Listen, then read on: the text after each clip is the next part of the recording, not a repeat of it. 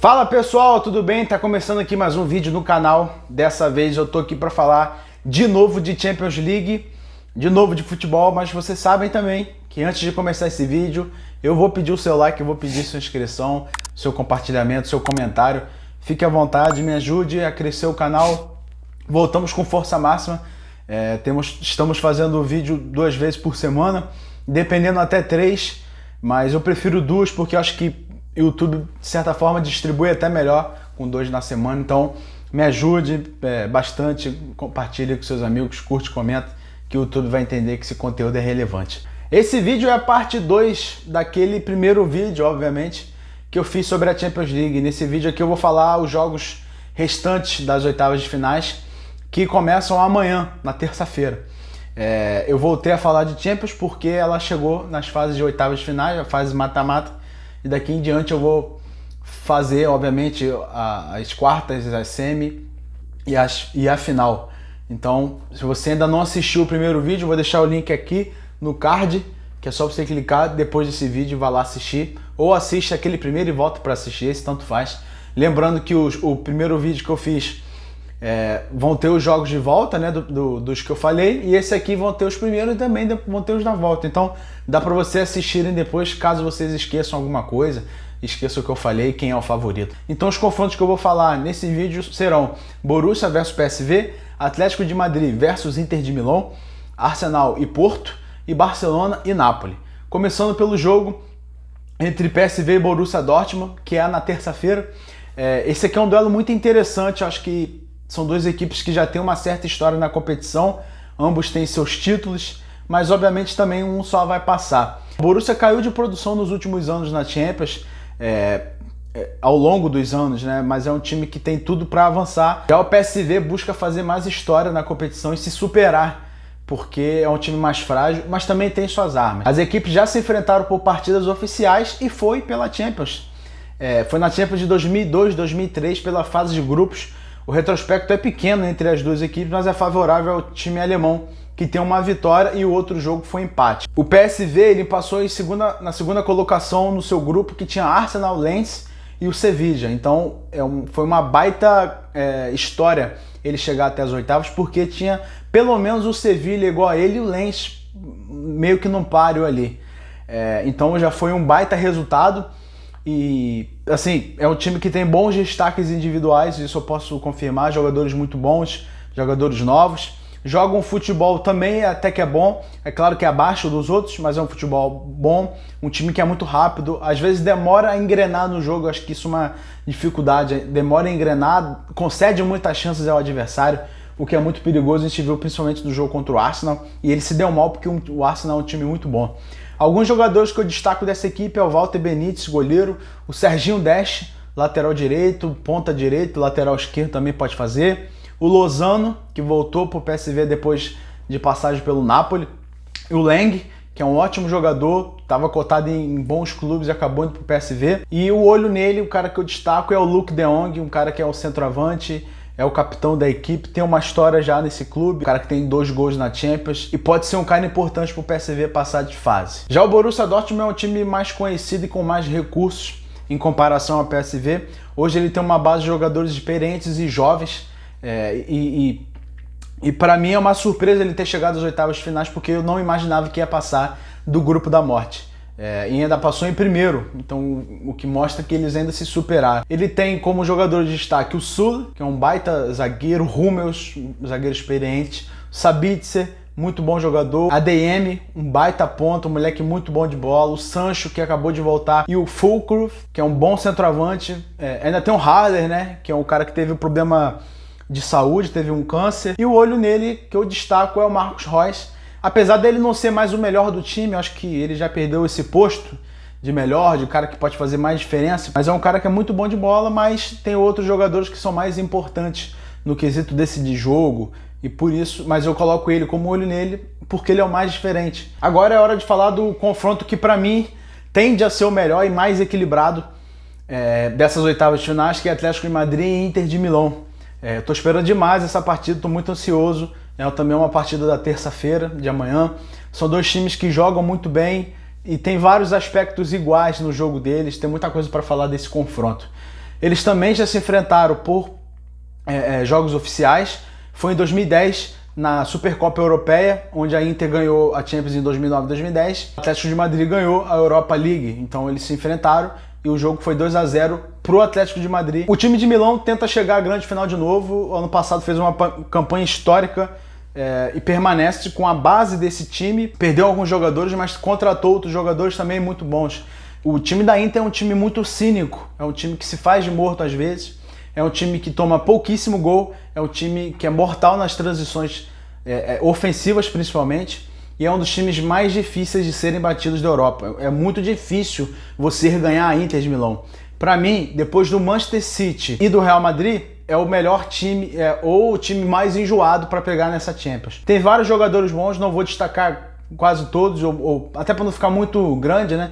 Mas eu destaco o Bastoni, que é um baita zagueiro, o Di Marco, que para mim é um dos melhores laterais esquerdos do mundo hoje, Çalhanoğlu, que mudou de posição e vem jogando muito bem, o Barella, o Marcos Thuram, que chegou, pegou a camisa 9 e está fazendo uma dupla sensacional, com o olho nele, que é o Lautaro Martinez, que é o 10 e faixa e melhor jogador, camisa 10. É um cara que tá fazendo uma temporada incrível, tem 20 gols na temporada até agora, tá dando um passo muito importante na Champions, tem 2 gols na competição, junto com o Marcos Thuram. Então é um cara que tá tendo os seus melhores números na carreira até aqui, e isso com 26 anos, vai fazer 27, um pouco antes de mim, um pouquinho mais velho que eu.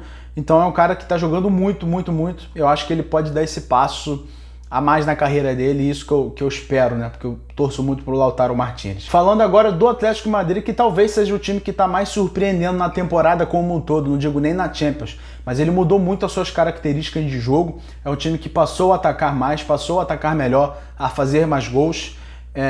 E relativamente com isso, passou a tomar mais gols, a ser mais ter uma fragilidade defensiva maior, mas que também é normal, não tem como. A gente às vezes tem uma utopia de que o time tem que fazer 10 gols e não tomar nenhum. É claro que isso na teoria todo mundo quer, mas na prática é muito difícil você jogar a bola e não deixar jogar. O time do Atlético também é ótimo como o da Inter, tem grandes jogadores até consagrados já no elenco, como o Oblak, baita goleiro, o Savic, um ótimo zagueiro, o Koke, que é uma das referências do time, Depou, o cara que chegou há menos tempo, mas tem sido importante, Llorente, muito bom. Morata tem feito gols importantes, tem jogado bem, inclusive na Champions. E o Griezmann, que é o olho nele para mim, um cara que tem que ser observado pela Inter de Milão. É um baita jogador, um dos artilheiros do campeonato com 5 gols. Ele e o Morata têm 5 gols. Você vê como o ataque do Atlético de Madrid tem dado certo, como eu falei. Então assim, é um time muito bom também. As duas equipes jogam com 3 zagueiros, um 3-5-2. São times que, de certa forma, se espelham, então vai ser um confronto muito interessante. Agora, falando dos jogos da quarta-feira, começando por Arsenal e Porto. Aqui a gente está também diante de outro bom duelo. Além de bons times, tem ótimos trabalhos, equipes leves que jogam bola. Vai ser uma correria danada esse jogo. Essas equipes já se enfrentaram algumas vezes pela Champions. Ao todo foram 6 jogos, e 4 pela fase de grupo e 2 por mata-mata. Temos 3 vitórias do Arsenal, 2 vitórias do Porto e um empate. Destaco Gabriel Magalhães, brasileiro, zagueiro muito bem. O Declan Rice, ótimo volante. O Odegaard, que fala desse moleque que tem jogado muita bola. O Martinelli, jogando muito. Gabriel Jesus, um cara inteligente, um cara que joga em várias posições da frente. E para mim, o olho nele, o cara que a gente tem que ter um foco maior, é o Bukayo Saka, que é um furacão. Como esse moleque joga bola, como é rápido, como é habilidoso, como é forte. É um baita jogador, tem 3 gols e 4 assistências nessa Champions. E se por um lado a gente vê o Arsenal com tantas características e tantas coisas legais, não pense que o Porto está nas oitavas de finais à toa, não pense que está a passeio, porque é um time também muito bom, com um trabalho muito sólido. Também conta com um time leve, diferente do seu adversário, né? Do Arsenal, ele não conta com um elenco tão forte assim. Tem jogadores mais pontuais, jogadores em ascensão e jogador, né, experiente na retaguarda. Conta com jogadores de seleção já e importantes, como o Diogo Costa, goleiro de Portugal, muito bom goleiro. O Pepe, o interminável, zagueiraço, ainda 40 anos, ainda joga o fino da bola. Esse cara e o Thiago Silva, para mim, são os zagueiros que eu mais tiro o chapéu em relação à idade hoje. porque o Thiago tem 39 e o Pepe 40, e, cara, como jogam bola esses caras. Além deles, o Galeno, português, brasileiro também, que vem jogando muito bem, o Taremi, e o olho nele é o Evanilson, que foi ex-jogador do Fluminense, um centroavante que tem jogado muito bem, cara, tem jogado muito bem. Acho que daqui a pouco a gente pode até estar de olho nele para a seleção. Ele e o Galeno tem 4 gols na competição, mas eu destaco um pouco mais ele porque ele tem sido mais decisivo ainda, tem jogado muito bem, promete muito torturar a defesa do Arsenal, é o que eles vão querer. Vamos ver como é que vai ser esse jogo, a gente tem boas coisas para assistir, bons brasileiros de lado a lado, e tomara que seja um baita confronto. Chegamos ao último confronto dessas oitavas de finais aqui do vídeo, é Barcelona e Napoli. Apesar desse ser o último, ele não é menos importante que os outros, mas infelizmente esse duelo está mais nivelado pela parte de baixo, porque ambas as equipes vêm muito mal, tem até semelhanças nessas decepções, porque o Napoli na temporada passada foi muito bem, chegando às quartas de finais da Champions, foi muito bom no campeonato italiano, venceu, e esperava que esse ano fosse muito bom, mas já perdeu o técnico de cara, os jogadores que estavam muito bem não estão no mesmo nível, assim, é outro time, você para ver, é outro time. O Barcelona é a mesma coisa, fez uma temporada boa na temporada passada, foi o campeão de La Liga, na Champions não foi muito bem, é verdade, parou na fase de grupos, então nesse sentido já evoluiu em relação à temporada passada, mas não joga bola, não é à toa que o Xavi vai sair, vai acabar a temporada e ele vai embora. Então na Champions a gente tem esse jogaço também. Então o Barcelona teve essa piora, né? Essa regressão em relação ao ano passado. Esses times também já se enfrentaram pela Champions e também pela Europa League. Ambas em mata-mata, o Barcelona passou nas 2 ocasiões, foram 4 jogos, 2 vitórias para o Barça e 2 empates. O Napoli, falando sobre ele primeiro, chega engasgado com o Barcelona depois dessas eliminações recentes, né? A equipe teve problemas maiores porque perdeu o seu técnico, como eu disse, e precisa juntar os cacos e lembrar das boas atuações, o que trouxe esse time para a Champions League desse ano, porque na outra ele foi campeão, como eu falei. Tá longe de ser o time do que foi, tá longe de ser um ótimo time, mas ainda tem os seus bons valores individuais, um time que mudou muito a forma de jogar, porque mudou de técnico, mas quem sabe pode voltar aos trilhos nessa Champions, a Champions tem disso também. E o que mostra e o que deixa o Napoli vivo nesse confronto é que é o Barcelona, que vem jogando muito mal também. Alguns destaques que eu falo desse Napoli: o zagueiro Nathan, ex-Flamengo, tem jogado muito bem mesmo, tem sido bem legal ver esse cara jogando. O Di Lorenzo, que é o capitão, jogador de seleção também, muito bom. O Kvaratskhelia, um ótimo jogador, um dos melhores da equipe, que ainda não está no seu auge como estava no ano passado, mas tem voltado devagarzinho, talvez aquele momento.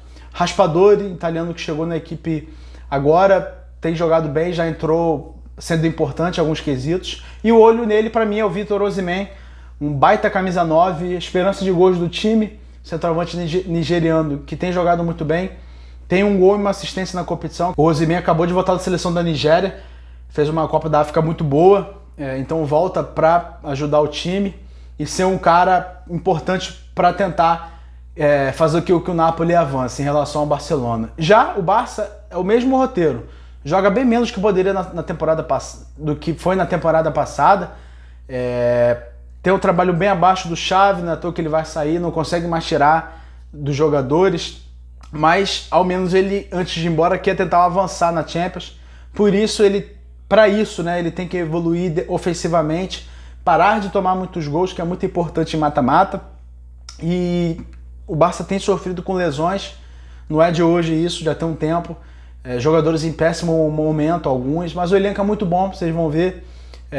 E olha que aqui eu cortei alguns para não ficar muito extenso, mas o Ronald Araújo, um dos melhores zagueiros do mundo, João Cancelo, um baita lateral, De Jong, Gundogan, João Félix, moleque muito bom de bola, Lewandowski, quem não queria esses caras no seu time? E o olho nele, para mim, é o Lamine Yamal, apesar de não ser o craque do time, eu coloco ele como destaque porque ele tem sido o destaque dos últimos jogos, fora que ele tem uma assistência nessa Champions, mas ele tem 16 anos de idade. Um moleque com 16 anos de idade tem botado alguns jogos na costa e tem decidido, seja com passe ou com gol. Então, olha que responsabilidade, como é que esse moleque tem se mostrado ser diferente. Então, por isso que eu destaco ele aqui. É claro que o Lewandowski tem muito mais poder de fogo, mas esse moleque tem jogado muito bem. E é isso, espero que vocês tenham gostado desse vídeo. Esse foi o segundo vídeo em relação às oitavas de finais. Daqui para lá vou tentar talvez falar individualmente dos confrontos, principalmente quando chegar nas quartas em diante. Então espero que vocês tenham gostado desse vídeo. Me diz aí, falei alguma besteira? Concorda ou não concorda? Comente aqui em quem que você acha que vai passar e para quem você está torcendo e mande para os seus amigos. Até o próximo vídeo.